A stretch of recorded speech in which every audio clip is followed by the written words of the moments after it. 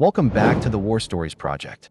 Before we dive into today's mystery, don't forget to hit subscribe and turn on the bell so you never miss the stories history tried to bury. They told the world it was just another forward operating base in Helmand Province. But it wasn't. FOB Rahim was never built to fight the Taliban. It was built to guard something ancient, something that was never supposed to be opened. Think about that. Afghanistan has always been called the graveyard of empires. But what if the ground itself was hiding more than just bones? What if, buried beneath the dust and shattered villages, was something older than empire, older than war itself? On paper, Rahim was established in 2009. Just another desert outpost, Marines holding ground against ambushes. But those who served there remember it differently. They remember Rahim as a place of silence. Radios crackling with voices that weren't on any channel, prayers that didn't echo. Even the wind seemed to die before it touched the walls. The locals had a name for it. They called it the Silent Mouth. And they warned the Americans, don't build there. Don't dig there. Don't stay there after dark. But orders are orders. And so, the Marines stayed. FOB Rahim wasn't on any map the Marines had studied during training. When the squad received orders in 2010 to reinforce the small base tucked into Helmand's desert, they expected firefights, ambushes, IEDs, the constant rhythm of war. But when their convoy finally rolled across the barren valley, what they found instead was an outpost no one seemed to want. The guard towers leaned like crooked teeth against the horizon, sandblasted and weather-beaten. Barbed wire sagged in the wind, never repaired. The whole place felt temporary, as though it had been built not for defense, but for isolation. Marines exchanged looks, muttering under their breath. Why here? The villagers nearby gave no answers. In fact, they avoided the outpost altogether. At the market, locals dropped their voices when Rahim was mentioned. Some warned the Americans not to stay long. Others made signs of protection with their hands. One old man spat in the dust and said only, "Silent Mouth. Nothing good comes from it." At first, the squad dismissed it as superstition. But the longer they stayed, the harder it became to ignore. The desert itself felt different around Rahim. Days burned as expected, but the nights were unnervingly still. No jackals cried. No insects hummed. Even the wind seemed to die. At the wire, Marines joked that the silence was a blessing compared to gunfire, but behind the jokes was unease. Quiet in a war zone was never good. As days turned into weeks, the tension only grew heavier. The men began to notice patterns. The Afghan workers who helped with supply drops left quickly, never staying past dusk. Patrol routes found no Taliban fighters, no resistance at all, only emptiness stretching for miles. It was as if Rahim had been planted in the middle of nowhere on purpose. And yet, the squad couldn't shake the sense that the place was watching them at night. Under pale starlight, the guard towers loomed like empty eyes. The Marines walked the perimeter, rifles slung, listening for threats that never came. Each step crunched against sand that swallowed sound too quickly, leaving an uncanny stillness in its wake. The base had all the hallmarks of a forward operating post, yet it felt hollow, purposeless.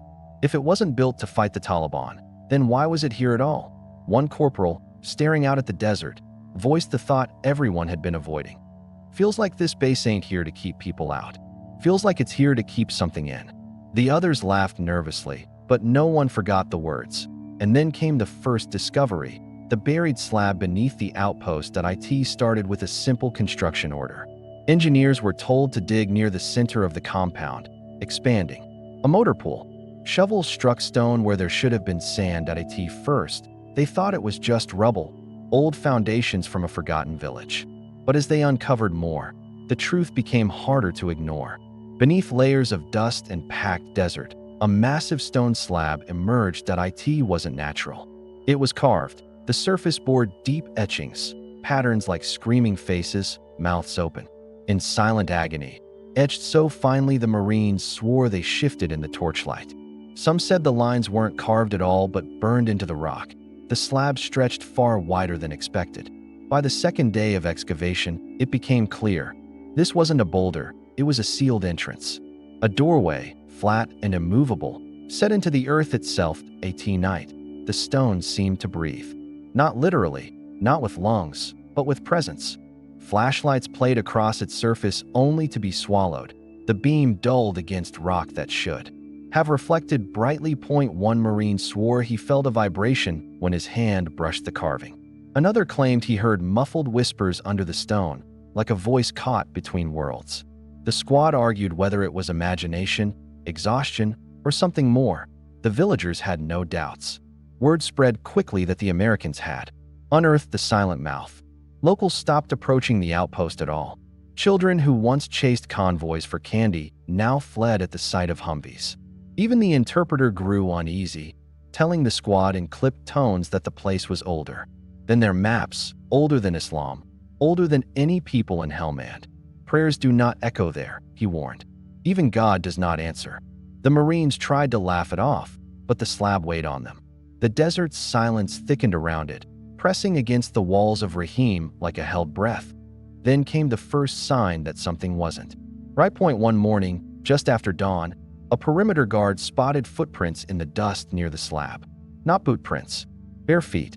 The tracks circled the stone twice, and then ended mid-stride, vanishing as though the walker had dissolved into air. The Marines tightened security, doubled guard rotations, and logged the tracks as possible local infiltration. But no one wanted to say aloud what they were thinking, because infiltration meant someone had to leave tracks leading away. These didn't, and every night afterward, the whispers grew louder. The first Marine who admitted to hearing the whispers did so reluctantly. He was a lance corporal, young but hardened enough to know the difference between imagination and reality. He swore he heard someone murmuring outside the wire while he stood on watch, but when he raised his NVGs, there was nothing. No shapes, no movement, just the empty desert. He brushed it off until the following night, when he heard it again. A string of words, hushed but clear, drifting from the southern edge of the base where the stone slab lay half buried. He described it as a prayer, repeated over and over, but in no language he could recognize. Soon, others began reporting the same. Some said they heard whispers in Arabic. Others thought it was Pashto or Dari. A few insisted it was neither, that the sounds were older, more guttural, impossible to place. What unsettled them most was not the words themselves, but the way they carried. The voices never came from outside the perimeter. They came from below their feet, as if the ground itself were speaking. Tension spread quickly through the camp. Marines who laughed at the stories during daylight found themselves glancing nervously at the slab after sunset. Nights grew longer, quieter. Radios picked up phantom static, sometimes laced with faint voices that no one could trace. Then came the footprints that a sergeant leading a routine midnight check spotted them first, a trail of prints circling the interior of the base. They were human, barefoot, and small, almost childlike. At first, he suspected locals had breached the wire, but the spacing made no sense. The prints overlapped, circling in uneven patterns, as if whoever made them had been pacing in endless loops. The squad followed the trail until it simply stopped. No signs of someone climbing out, no scramble marks on the wire, no exit. The last print pressed into the dust just a few meters from the slab, and then there was nothing. It was as if the walker had stepped off the earth and vanished. Word spread, and the outpost changed. Some Marines refused to patrol at night. Others carried extra flashlights, sweeping the ground compulsively for tracks that shouldn't exist. Sleep became rare. Men woke drenched in sweat, claiming they heard voices whispering their names. One swore he felt someone breathing against his ear, only to find his rack empty and the barracks still. The Afghan interpreter was the first to break. He had already warned the Americans not to stay near the slab, but after weeks of whispers he grew more frantic. He said the voices belonged to the dead, that the tomb beneath the stone was never meant to be opened. He called it a prison, sealed in ancient times to keep what lived inside from walking free. When asked how he knew, he refused to answer. He only begged to be reassigned. When his request was denied, he left the base entirely, walking out with nothing but his pack. The squad never saw him again. That night, the whispers grew louder. Marines swore the voices came from multiple directions at once, muttering, chanting, some crying, some laughing. Floodlights were swept across the desert, but the beams caught nothing. No enemy, no intruders. Only the endless sand and the slab, waiting silently in the moonlight. Command dismissed the stories as combat stress. Sleep deprivation, the toll of constant tension in hostile territory. Yet, even hardened veterans admitted something about Rahim felt different. They had fought ambushes, IEDs, and mortar fire without flinching. But this was not fear of an enemy they could fight. This was fear of something they could not see, something they could not shoot. The whispers did not fade.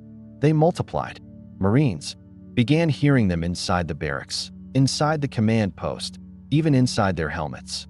Voices muttering in the static, calling their names, asking them to come closer. Some men started refusing watch duty alone, insisting the voices were stronger when only one Marine stood guard. Why now? No one joked about the slab. No one touched it.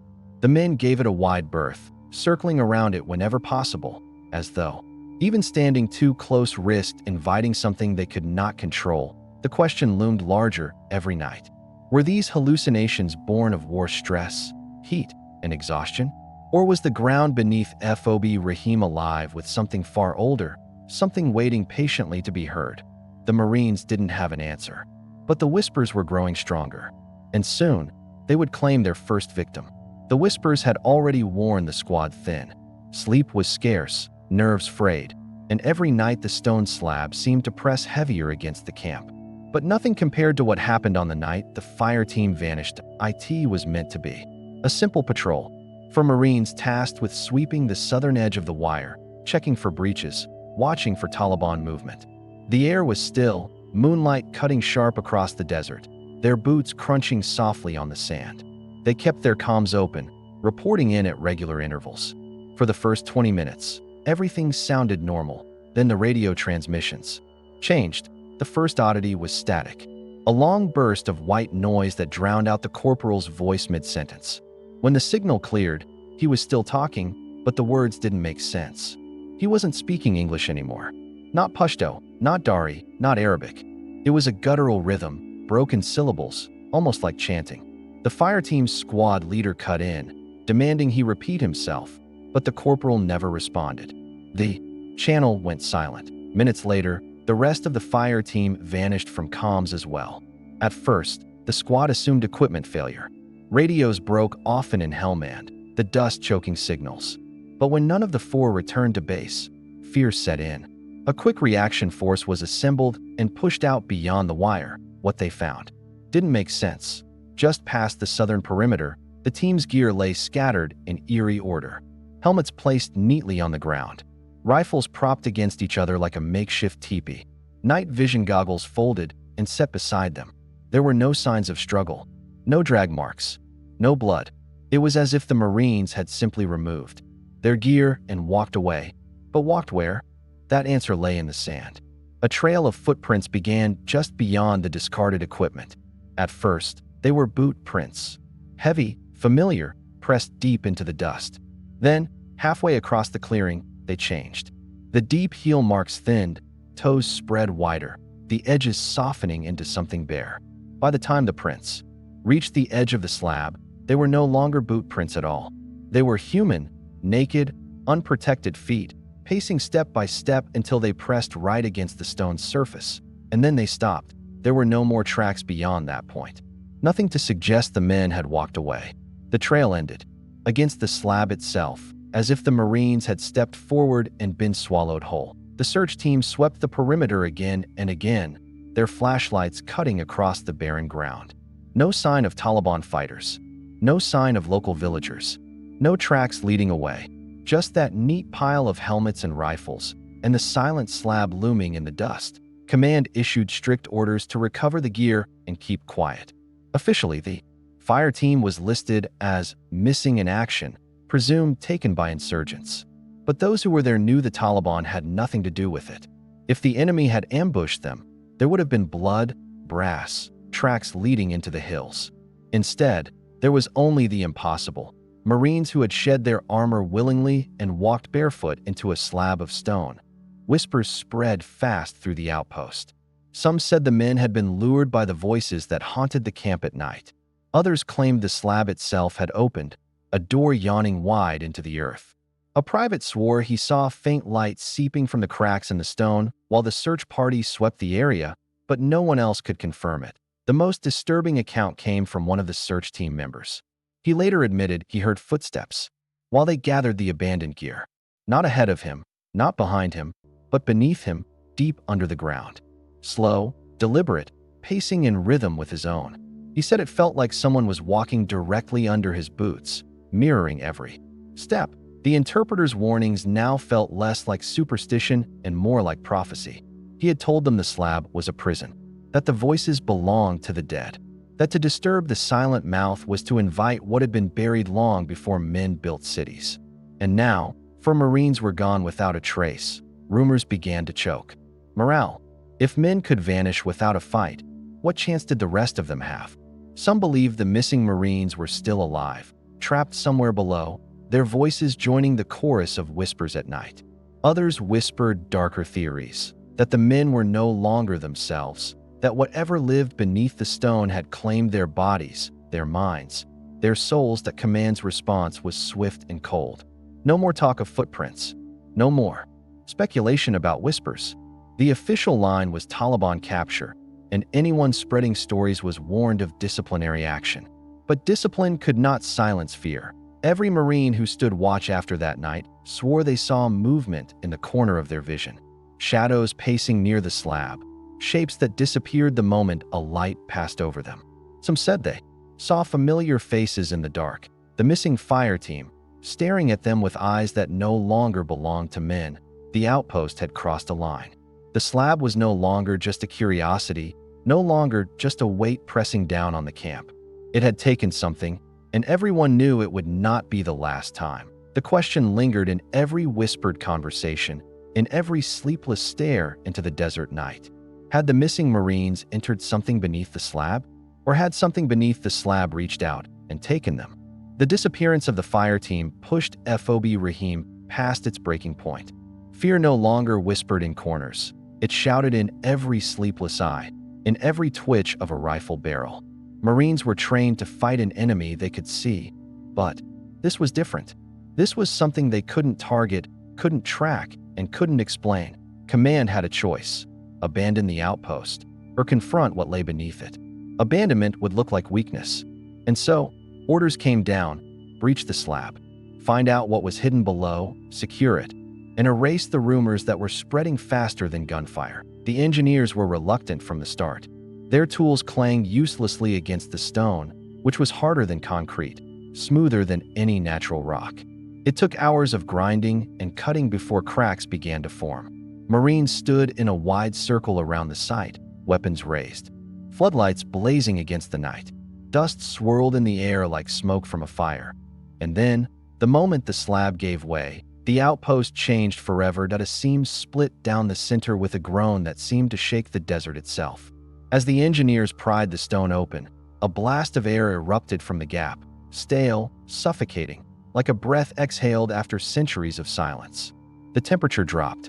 Some men swore the air itself carried voices, a rush of whispers that circled their helmets before vanishing into the night.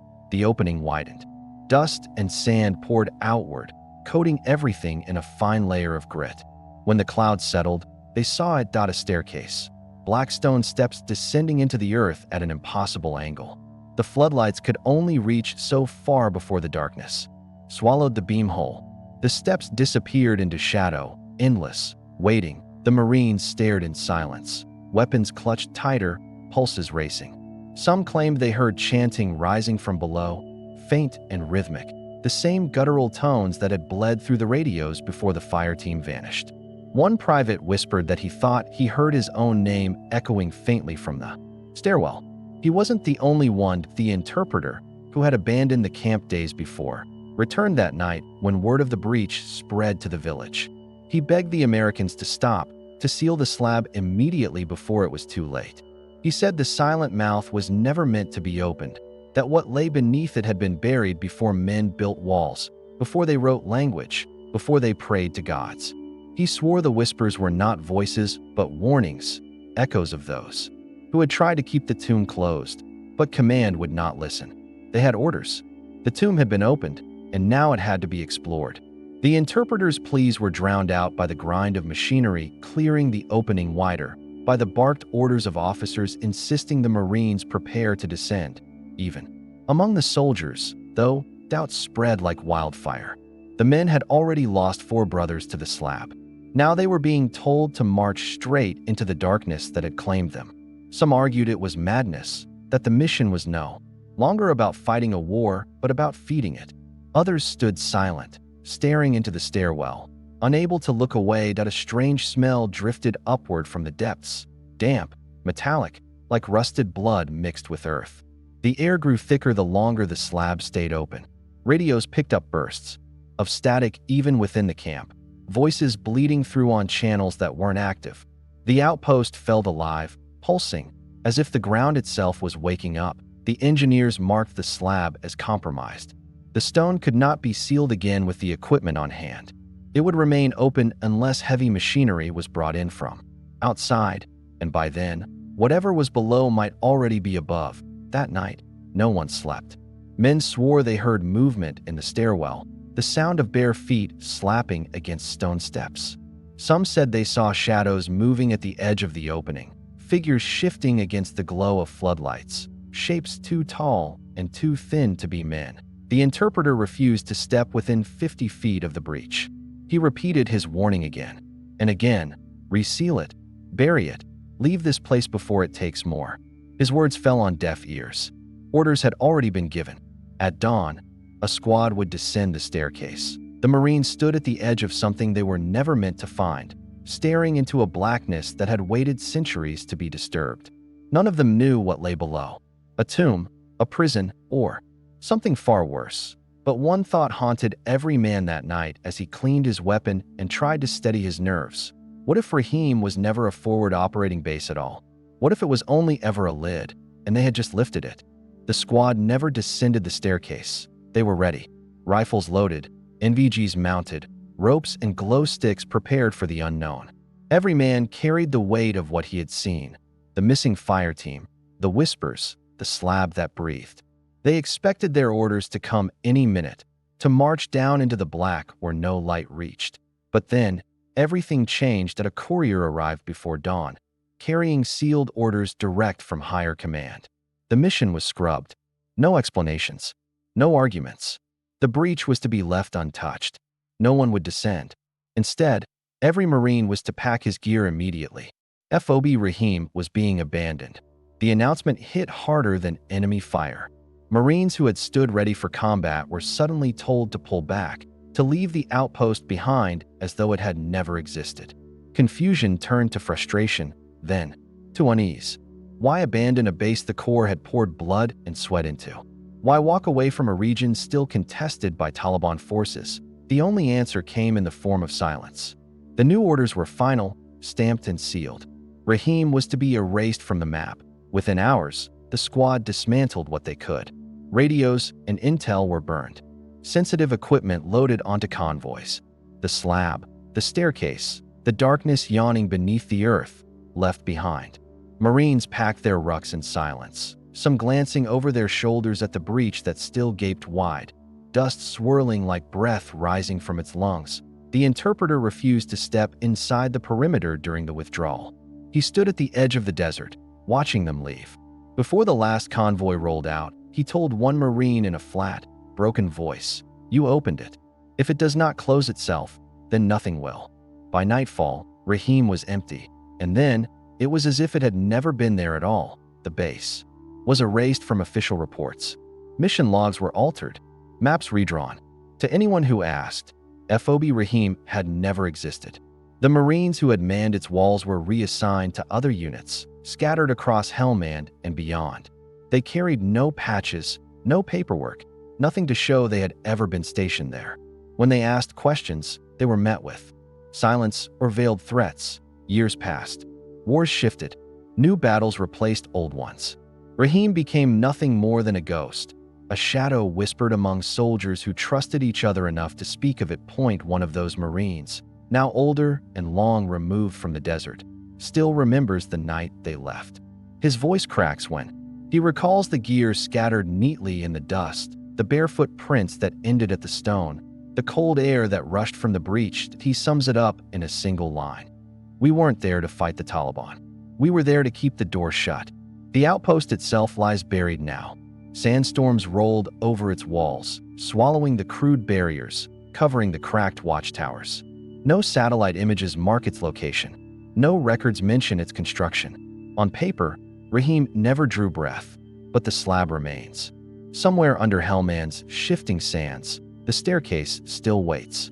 The air that rushed upwards still lingers in memory, heavy and damp, whispering of something that was never meant to be released. The greatest question remains unanswered. When the Marines left, was the door sealed again by whatever forces had held it shut for centuries? Or did something slip free into the desert night, roaming the valleys long after the last convoy pulled away? No one knows. The files are stamped classified. The orders are sealed.